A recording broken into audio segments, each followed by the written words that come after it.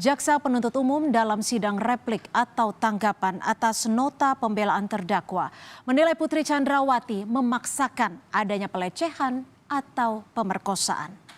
Dalam sidang replik atau tanggapan atas nota pembelaan di Pengadilan Negeri Jakarta Selatan, jaksa menilai Putri Chandrawati memaksakan adanya pelecehan atau pemerkosaan yang dilakukan Yosua. Tim penasihat hukum Putri dianggap bermain dengan pikirannya untuk mendapat simpati masyarakat. Dari awal, persidangan sudah mempersiapkan bukti-bukti valid tentang pelecehan dan pemerkosaan. Akan tetapi tim penasihat hukum terdakwa Putri Chandrawati keliru atau tidak benar.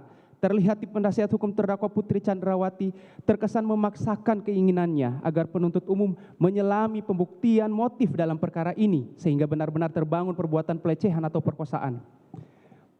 Sementara sepanjang persidangan ini tidak terdapat satupun bukti yang menunjukkan bahwa terdakwa Putri Chandrawati dilecehkan atau diperkosa.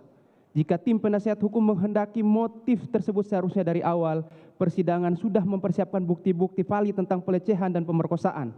Akan tetapi tim penasihat hukum yang merasa paling hebat dengan menunjukkan kehebatannya tidak mampu memperlihatkan bukti-bukti tersebut.